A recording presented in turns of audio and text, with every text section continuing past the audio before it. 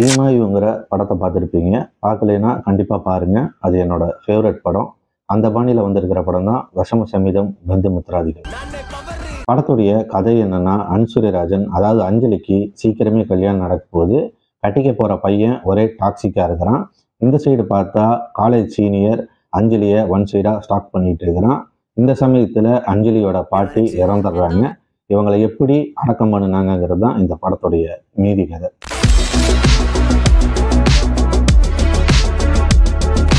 இந்த படம் எல்லாருக்கும் கனெக்ட் ஆகுமாங்கிறது தெரியல, குறிப்பாக தமிழ் ஆடியன்ஸுக்கு.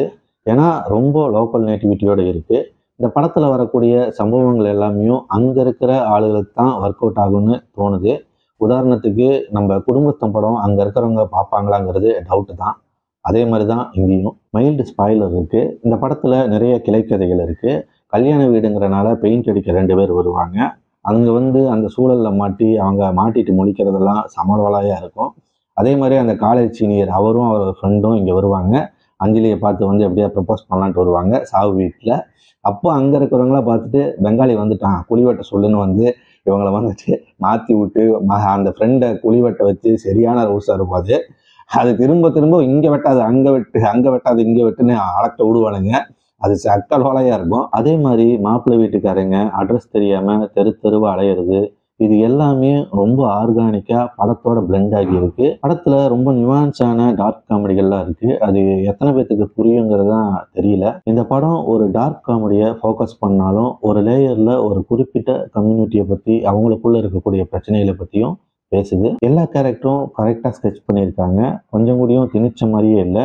ரொம்ப ரியலிஸ்டிக்காக நேட்டிவிட்டியோடு இருக்குது. பக்கத்து வீட்டுக்காரன் புதைக்கக்கூடாதுன்னு பிரச்சனை பண்ணுறது, ஓசு குடிக்காக 2 பேர் அலும்பு பண்ணுறது, லைவ் லொகேஷனை போட்டுட்டு பொடியம் போகிறது, நான் சொல்கிறது தான் செய்யணும்னு அந்த கம்யூனிட்டியோட தலைவர் சொல்கிறது, நீங்கள் இல்லை அவர் தான் என்னுடைய க்ரஷ்ன்னு ஐஸ்வர்யராஜன் சொல்கிறது, இந்த மாதிரி ரொம்ப நேச்சுரலான காமெடிகள் படத்தில் நல்லாவே பிளண்ட் ஆகியிருக்கு. சாவித்திரியாக நடித்த பாட்டி கொஞ்சம் சீன் வந்தாலும் மனசில் நிற்கிறாங்க. அதே மாதிரி அப்பாவா அஜீஸ் இவனுங்க வீட்டில் பண்ணக்கூடிய அலும்பில் பஸ்ட் அவுட் ஆகிறப்போ ஸ்கோர் பண்ணுறாரு. படத்தில் நிறைய கேரக்டர்கள் வருது. அந்த எல்லா கேரக்டருக்குமே ஸ்பேஸ் கொடுத்துருக்காரு டைரக்டர் எஸ் விபின். ஐஸ்வர்யராஜன் ஒரே மாதிரி தான் நடிச்சுட்டு வராங்க. இவங்க நடித்த படத்தில் இந்த கேரக்டர் தூக்கி எந்த படத்துக்கு போட்டாலும் அப்படியே பொருந்தும். அந்த மாதிரி தான் நடிச்சுட்டு வராங்க. கொஞ்சம் கூடி வெரைட்டியே காட்ட மாட்டேங்கிறாங்க. ஒரே மாதிரி பார்த்துட்டே இருக்கிறனால போர் அடிக்குது. ஃபர்ஸ்ட் ஆஃப் போனதே தெரியல, டக்குன்னு முடிஞ்சிருச்சு. செகண்ட் ஆஃப் சில டார்க் ஹியூமர்ஸ் அங்கங்கே ஒர்க் அவுட் ஆகலை. ஆனாலும் சில மைன்யூட்டான காமெடிகள்லாம் படத்தில் இருக்குது. கடைசியில் காசிக்கு ட்ரெயின் ஏறுறதெல்லாம் செம ஃபன் ரைடாக இருந்தது.